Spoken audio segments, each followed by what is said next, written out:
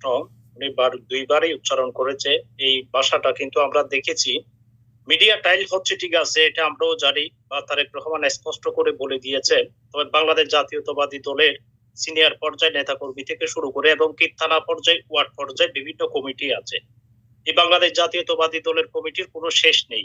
যে সমস্ত কমিটিগুলো আছে, যে সমস্ত নেতাকর্মীদেরকে দায়িত্ব দেওয়া হয়েছে, থানা থেকে শুরু করে, ওয়ার্ড থেকে শুরু করে, ইউনিয়ন পর্যায় থেকে শুরু করে এবং কি কেন্দ্রীয় পর্যায় থেকে শুরু করে জেলা পর্যায় পর্যন্ত যাদেরকে দায়িত্ব দেওয়া হয়েছে, তাদের কাজটা কি হতে পারে?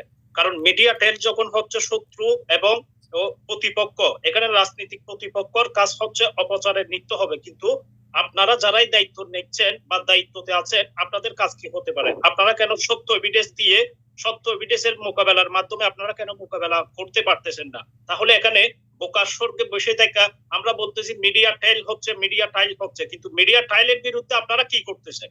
যে মিথ্যা প্রচার গুলো হচ্ছে, মিথ্যার পক্ষে আপনারা কেন লড়াই করতে পারতেছেন না? আপনারা সত্য এভিডেন্স দিয়ে আপনারা লড়াই করেন।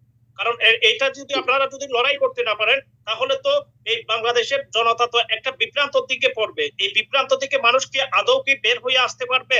বের হয়ে আসার জন্য আপনাদেরকেও কিন্তু সোশ্যাল মিডিয়াতে অ্যাক্টিভ হতে হবে। কিন্তু আমরা দেখতেছি বাংলাদেশ জাতীয়তাবাদী দলের বিভিন্ন নেতাকর্মীরা দেখতেছি বিভিন্ন তাদেরই প্রসঙ্গে দেখতেছি তাদের ব্যক্তিগত পার্সোনাল কিছু ব্যবহারের মাধ্যমে এরাই কিন্তু এখন মিডিয়াতে ভরপুর আছে। কিন্তু আদৌ কি এটা কি দলের জন্য কি ভালো নাকি খারাপ? ধন্যবাদ।